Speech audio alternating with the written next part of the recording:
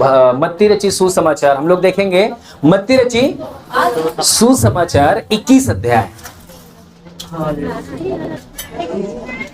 यरूशलेम में विजय प्रवेश। हाँ, यरूशलेम में, जोर से बोलो, क्या है? यरूशलेम में विजय प्रवेश। अच्छा, अगर कहीं पर कुछ रुकावट है, कहीं पर कुछ समस्या है, जब वहां पर आप जाते हैं, जब उन लोगों के ऊपर आप विजयी प्रवेश करेंगे, जब विजयी होंगे तभी आप उसमें प्रवेश कर पाएंगे, है ना? अगर सामने वाले से हार जाओगे तो क्या होगा? आप उसमें प्रवेश नहीं कर सकते, वापसी आ सकते हो। हालेलुया। इसका 5 पद हम ध्यान से सुनेंगे। ये जो गदही पे बैठना का कारण क्या है? लोग बाग जो है ना, इसका कई बार हमने सुना है कि गदही बैठना, कुछ लोग कहते हैं कि हम भी गदही हैं, गधा बनने के, हमारे ऊपर यीशु मसीह बैठेगा।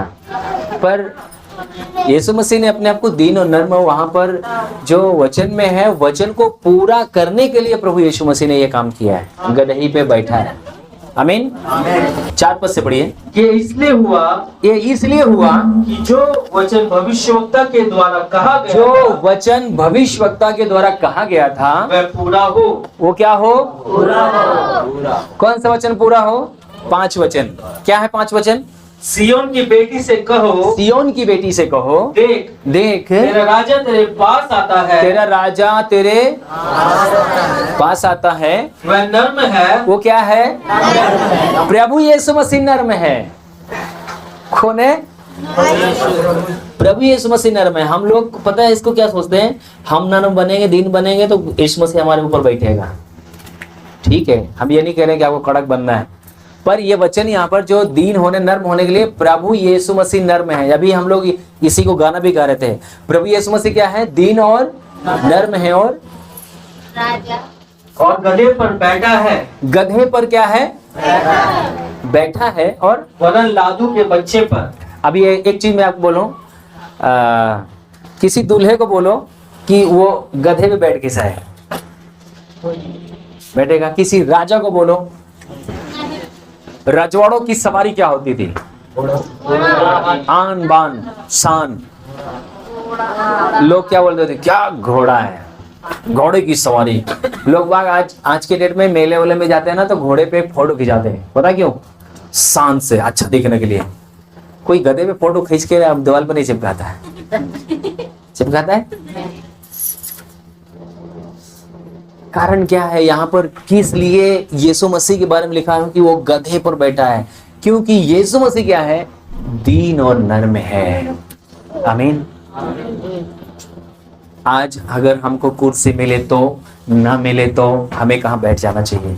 जहां जगह मिले वहां बैठ जाओ, जहां स्थान मिले वहां बैठ जाओ। दीन बनना, नर्म बनना। प्रभु यीशु मसीह ये नहीं कह रहा कि तुम गधा बन जाओ।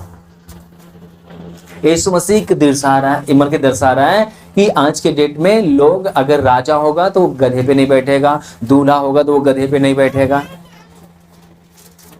बैठेगा? क्यों नहीं बैठेगा भाई? सब बाराती हंसेंगे, ये क्या देखो। अगर पता है, मैं बारातियों में देखता हूँ ना, अगर अच्छा घोड़ा नहीं है तो कहते ये बेकार घोड़े लाया, पैसा डांड गया है, कमजोर से, दुबली से, पतली से, है ना, ऐसे करके कई प्रकार के। पता है, लोग शान देखते हैं। पहले का जो आज के डेट में लोग मर्सिडीज गाड़ी, कई ऐसी गाड़ियां जो है नामी हैं, जो बोलते हैं कि हाँ यार क्या बढ़िया सवारी है। पर उस जमाने में क्या होता था?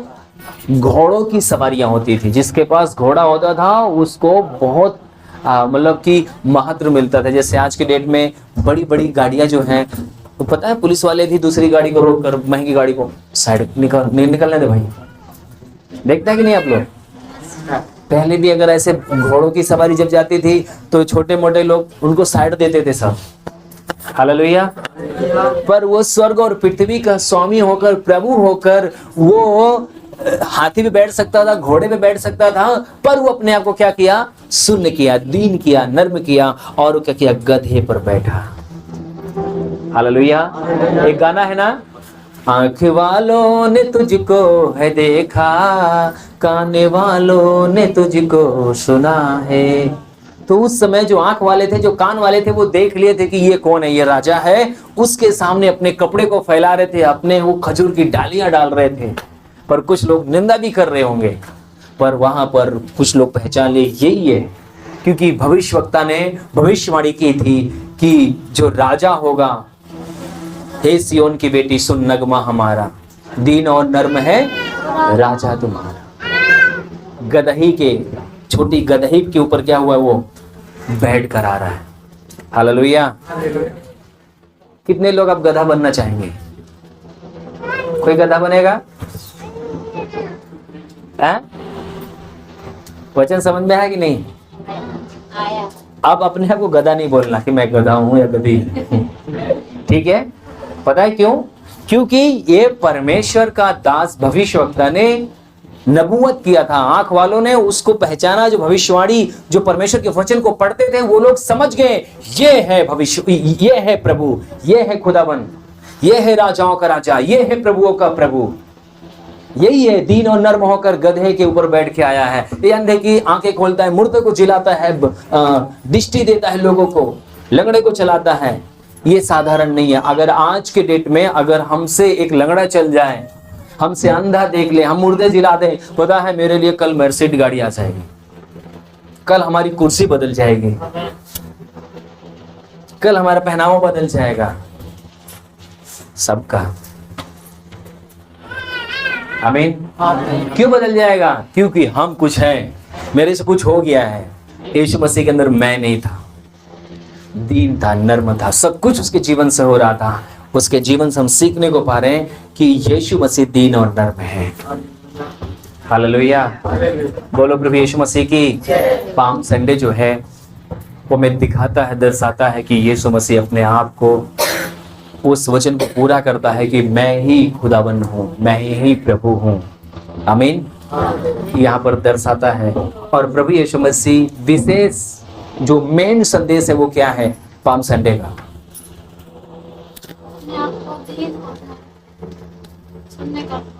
ये तो है। और भी यीशु मसीह क्या करना चाह रहा था वहां पे, थोड़ा सा हम और देखेंगे। हम थोड़ा सा आगे जाएंगे, 12 पद को पढ़िए इसका। यीशु ने परमेश्वर के मंदिर में जाकर हाँ। उन सबको जो मंदिर में लेन देन कर रहे थे हाँ। निकाल दिया, हाँ। और शराबों के पीड़े और कबूतर बेचने वालों की चौकियां उलट दी, और उनसे कहा, लिखा है मेरा घर प्रार्थना का घर कहलाएगा, परंतु तुम उसे डाकुओं की खो बनाते हो। हालेलुया। बोलो प्रभु यीशु मसीह की।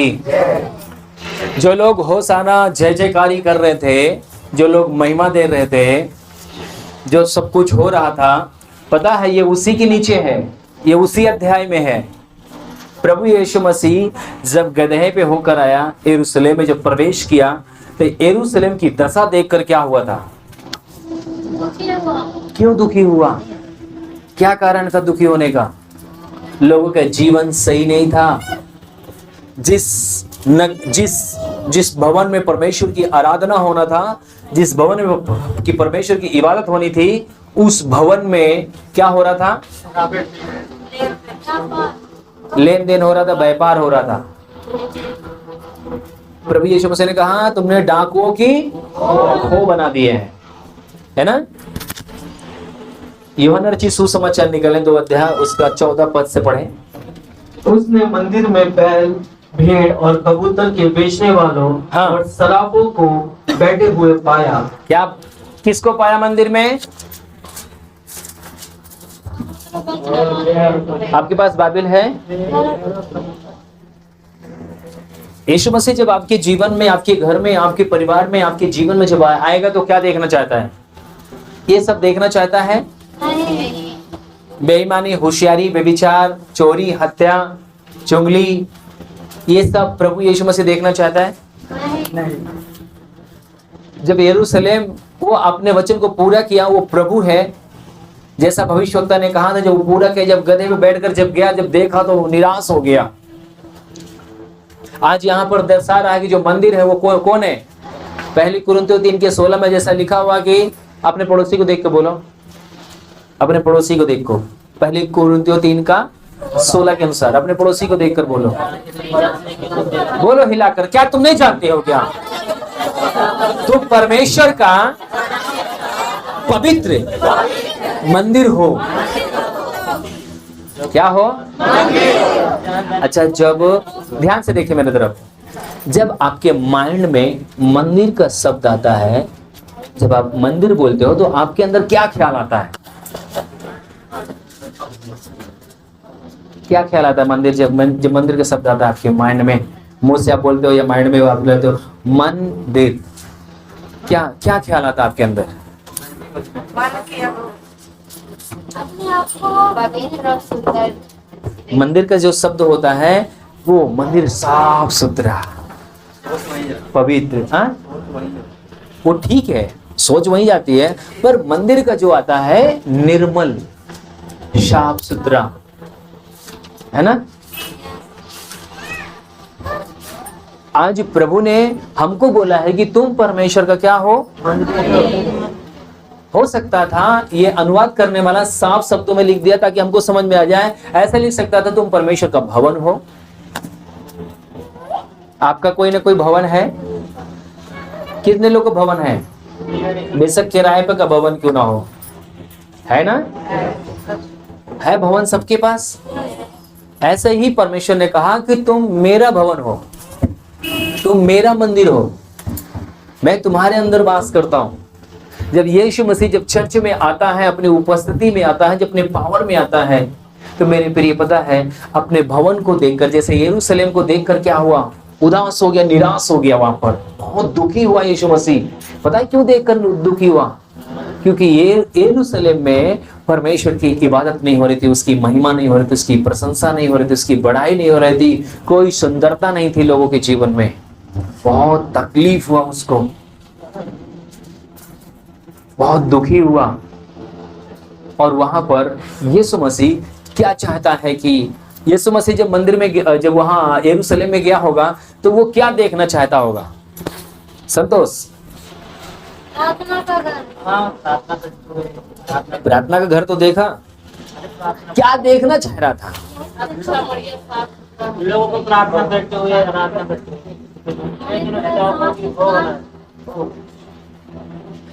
ये चर्च है, यहाँ पर सब इबादत होती है, प्रार्थना दुआ होती है ना। अगर यहाँ पर कोई आए कबूतर, पान गुड़ बिटका दारू बेचने के लिए, तो कैसे लगेगा आपको?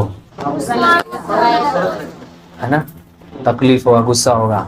आप अपने घर से जब आएंगे तो क्या सोच के आएंगे? आज परमेश्वर के भवन में हम प्रार्थना करेंगे, आराधना करेंगे, आत्मिकता में हम दुआ कराएंगे, जो भी हमारे जीवन में परमेश्वर से हम बोलेंगे, है ना, बहुत सारी चीजों लेकर। अब आने के बाद आप कुछ और देखते तो क्या होगा? बहुत दुख होंगे, बहुत गुस्से होंगे आप। प्रभु यीशु मसीह जब वहां पर प्रवेश किया तो निराश हुआ और गुस्सा में देखता है। देखने के बाद बहुत तकलीफ हुआ उसको। फिर क्या होता आगे? तब उसने रस्सियों का घोड़ा बनाकर, तब उसने रस्सियों का क्या किया? अच्छा, दुपट्टे का कोड़ा कभी बनाया कोई? हम लोग पहले ऐंठते थे, फिर यहाँ ऐसे सुरबंदी देके खींच देते थे, वो कोड़ा लग जाता था ना तो बंदा गिर जाए। और एक तो ऐंठ के ऐसे मतलब बड़ा के बना लेते हैं, और एक तो ऐसे पता है ऐसे फंसा के खींच देते थे ना तो वो गट्ठा बन जाता था, है ना। तो प्रभु यीशु मसीह गोल वाला घोड़ा नहीं बनाया, ऐसे लंबा वाला घोड़ा बनाया, ऐंठ के रस्सियों का ऐंठ के। फिर उसके बाद क्या किया? किसको मारा होगा? जानवरों को मारा, कबूतरों को मारा, किसको मारा होगा? जो बेच रहे थे, जो जीवन से अपने खिलवाड़ कर रहे हैं। ध्यान रखना, हो सकता है कि मैं आपको न बोल सकूं, न मार सकूं, पर ध्यान रखना आप कहीं ना कहीं मार खा रहे हो अपने लाइफ में। जिस क्षेत्र में आपको जाना चाहिए आप वहां पे नहीं हो, जहां पर परमेश्वर आपको लेके जाना चाहता है आप वहां पर नहीं जा सकते। पता है कब तक?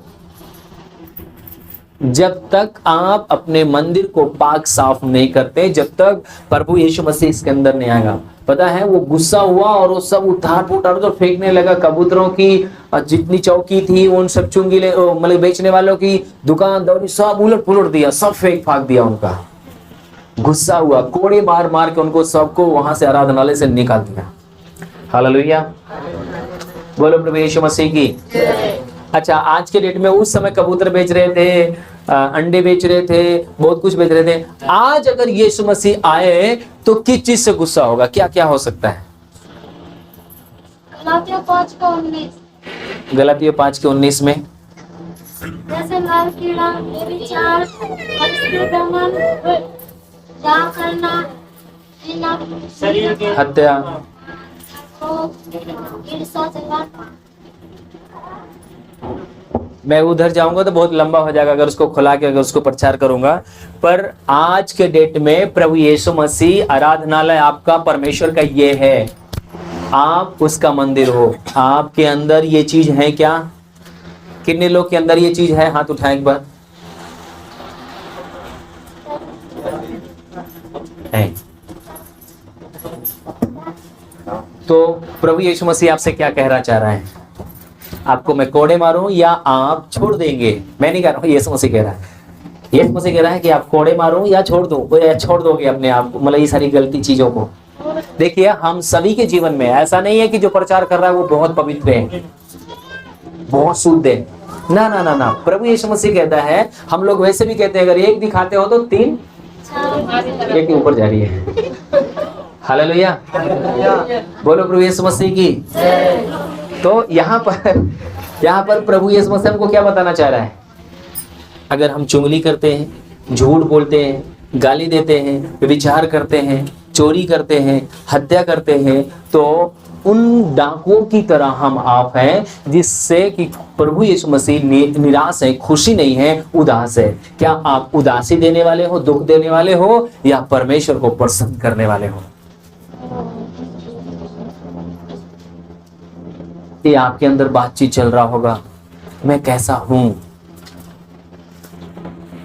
हालेलुया, यीशु मसीह आपके जीवन में जब आए तो वो क्या खुशी है या दुखी है या निराशा में है?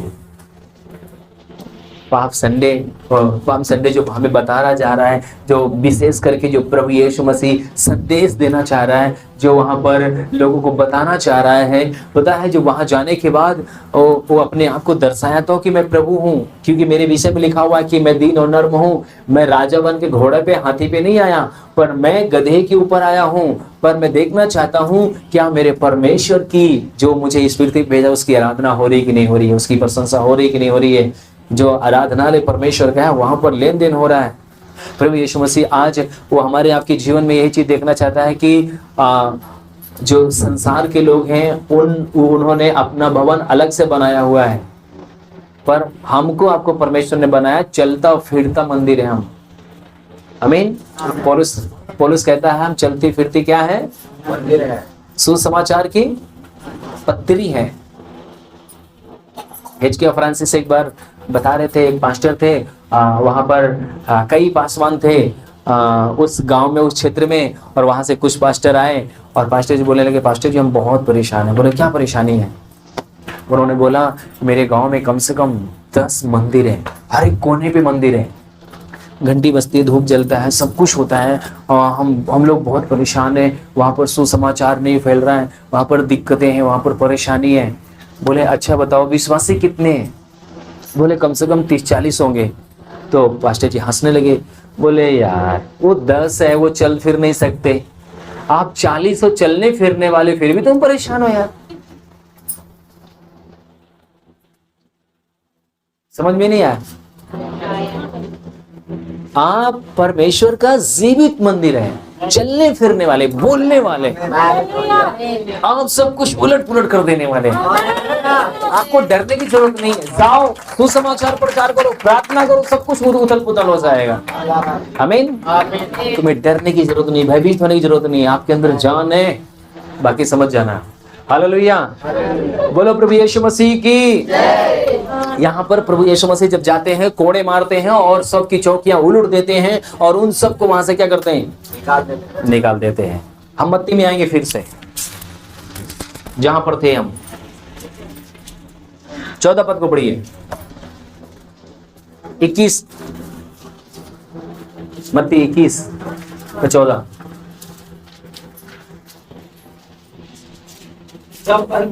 तब अंधे और लंगड़े तब अंधे और लंगड़े मंदिर में उसके पास आए मंदिर में प्रभु यीशु मसीह के पास आए और उसने उन्हें चंगा किया। यीशु मसीह ने सबको चंगाई दी।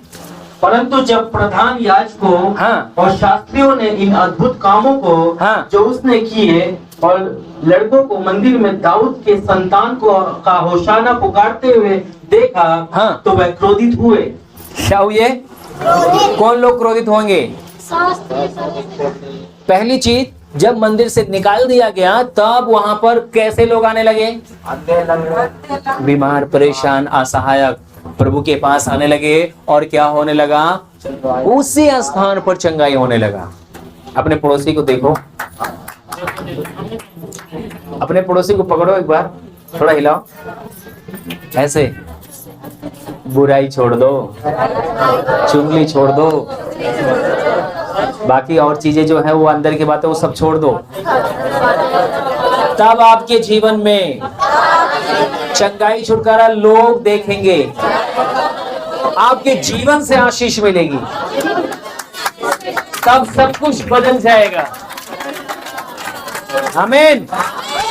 अच्छा, पाम संडे का जो प्रभु यीशु मसीह मेन संदेश देना चाह रहा था, ये है कि नहीं?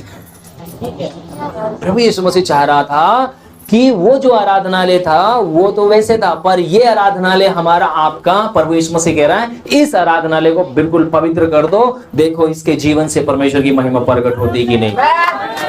जब वहां पे चुंगी लेने वालों की चौकी सब पलट दी, जब साफ सुथ कर दिया, गदहियां, घोड़ी, गदही सब वहां कबूतर सब हटा दिया, तब वहां पर बीमार लोग आने लगे, चंगाई पाने लगे। जब आप दारू, गुटखा, व्यभिचार, चोरी, हत्या, ये सारी चीजें जब अपने जीवन से बाहर कर दोगे, प्रभु का आत्मा आपके अंदर वास करने लगेगा।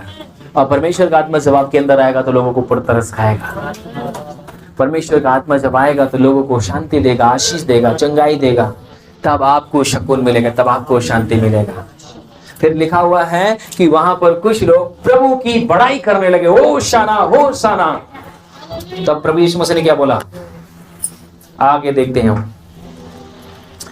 आगे हम लूका रचित सुसमाचार 19 अध्याय उसका 38 से लेकर 40 तक पढ़िए। धन्य है वह राजा हाँ जो प्रभु के नाम से आता है। हाँ स्वर्ग में शांति और आकाश मंडल में महिमा हो। तब भीड़ में से कुछ फरीसी उससे कहने लगे, हाँ। हे गुरु, अपने चेलों को डांट। अपने चेले को क्या कर? डांट दे। और उसने उत्तर दिया, तब यीशु मसीह ने उन सभी को उत्तर दिया, मैं तुमसे कहता हूँ, मैं आप सबसे कहता हूँ, यदि ये चुप रहे यदि ये चुप हो जाएं तो पत्थर चिल्ला उठेंगे। तो पत्थर क्या होंगे? हालेलुया। ये अगर अपने आप को आप साफ सुथरा करोगे, अपने आप को पवित्र करोगे, अपने आप को परमेश्वर की योग्य बनाओगे, मैं आपको बता रहा हूं कि आपके गली के नहीं, आपके शहर के लोग आपकी जय जयकार करने लगेंगे। मैंने उल्टा बोल दिया क्या? आपके प्रभु का जय जयकार करेंगे, क्योंकि आपके जीवन से होगा। आमीन। क्योंकि किसके जीवन से होगा? वो आपके जीवन से होगा।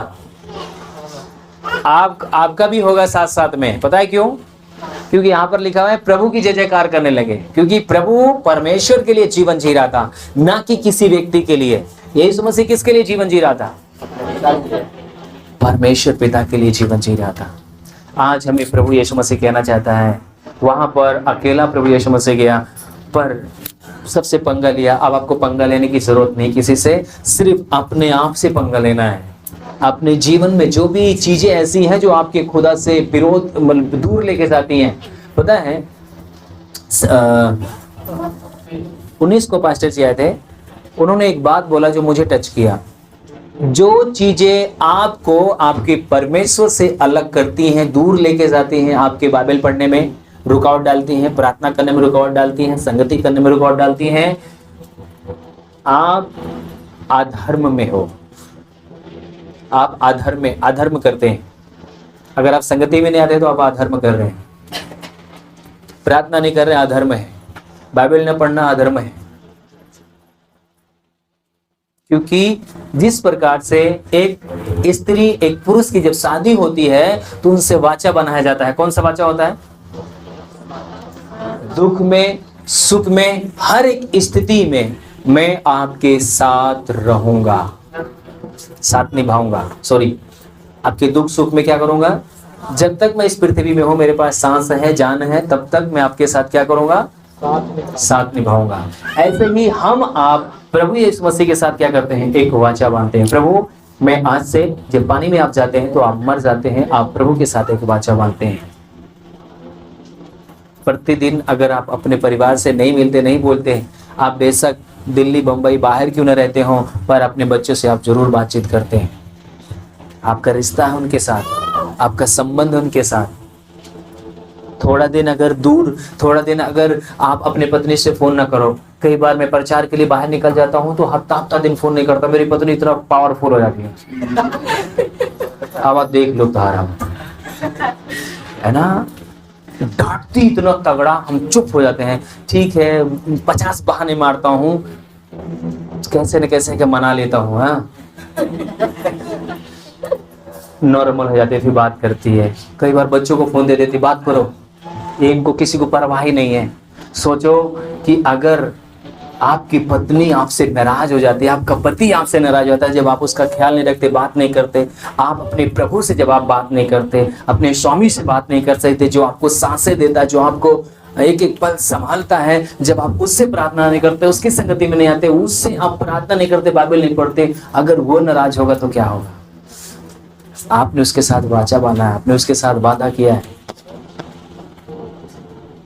आप अधर्म में हो अगर आप इस चीज को नहीं समझते तो। हालेलुया। प्रभु यीशु मसीह यहाँ पर यही संदेश तो देना चाह रहा है। यरूशलेम, बाइबल बताती है यरूशलेम सबसे पवित्र नगर, पवित्र शहर, पवित्र क्या नाम है, वो देश है। पर वहां के लोगों के अंदर जो वो चीजों को पाया, प्रभु दुखी हुआ। आज मसीह में हम लोग, जैसे यरूशलेम बोला जाता है, वैसे हम मसीह में यरूशलेम है। संसार के लोगों के अंदर जो गंदगी है वो हमारे अंदर नहीं होना चाहिए। संसार के अंदर जो चीजें हैं अगर वो हमारे अंदर है तो फिर कोई फायदा नहीं है। यीशु मसीह दुखी होगा, क्रोधित होगा, तकलीफ होगा उसे। हालेलुया। यीशु मसीह किसी से तो बात कर रहा है। आमीन। तो यहाँ पर अपने वचन में प्रभु कहता है, अगर तुम नहीं बोलोगे तो कौन बोलेगा? ये प्रभु यीशु मसीह ने क्यों बोला? जो लोग इस बात को बोल रहे हैं कि प्रभु इनको रोक, वो क्यों बोल रहे होंगे इसको रोक? रोक नहीं रहा। यीशु मसीह से वो लोग बोल रहे हैं कि प्रभु इनको, अपने चेलों को रोक कि ये क्या कर रहे हैं? होसाना, होसाना, आकाश में भी पृथ्वी में भी होसाना हो रहा है। ये होसाना, होसाना परमेश्वर की महिमा कर रहे हैं। तो वो लोगों को बुरा क्यों लग रहा था? क्यों बोल रहे थे कि इनको रोक? और इसका मतलब है कि यीशु मसीह को वो चीज पसंद था। क्या चीज? जो उसके चेले कर रहे थे। यीशु मसीह बोला ये तो चुप हो जाएंगे, पत्थर चिल्ला उठेंगे। इसका मतलब है कि यीशु मसीह चाह रहा था कि वो भी होसाना बोले। आमीन। अगर आज आप पवित्र बनोगे, पाक बनोगे, शुद्ध बनोगे, प्रभु यीशु मसीह चाहता है आप तो बनो ही बनो, पर मैं बाहर वालों को भी देखता हूं। आज कितने लोग चाह रहे हैं कि प्रभु की महिमा ना हो, पर प्रभु चाहता है कि महिमा उसकी रुक जाए। प्रभु यीशु मसीह चाहता आप नहीं, वो आपके पड़ोस वाला, आपके गली वाला, आपके मोहल्ले वाला भी परमेश्वर की इबादत करे, वो भी प्रशंसा करे, वो भी बड़ाई करे। हम क्यों रोके भाई? हालेलुया। आज प्रभु हमें यहाँ पर सिखाना चाहता, बताना चाहता है कि आज जो यरूशलेम में, जो उसके आराधनालय में थे, प्रभु यीशु मसीह उनके जीवन को शुद्ध देखना चाहता है, पवित्र देखना चाहता है। ध्यान रखना, अगर आपको संगति करने में तकलीफ होती है, बाइबल पढ़ने में तकलीफ होती है, या आपको वचन वचन को पढ़ने में तकलीफ होती है, अधीनता में रहने में तकलीफ होती है, ध्यान रखना कि आपके अंदर कुछ कोई और है, कोई है जो छुप के बैठा। जैसे पौलुस कहता है, मैं करना चाहता हूं पर मुझसे बन नहीं पड़ता। पर अगर मैं जो करना चाहता हूं वो नहीं करता, अगर जो नहीं करना चाहता मैं वही करता हूं, तो मैं मान लेता हूं कि मेरे अंदर पाप है। कोई और है जो मुझे क्या करता है, विवश करता है करने के लिए।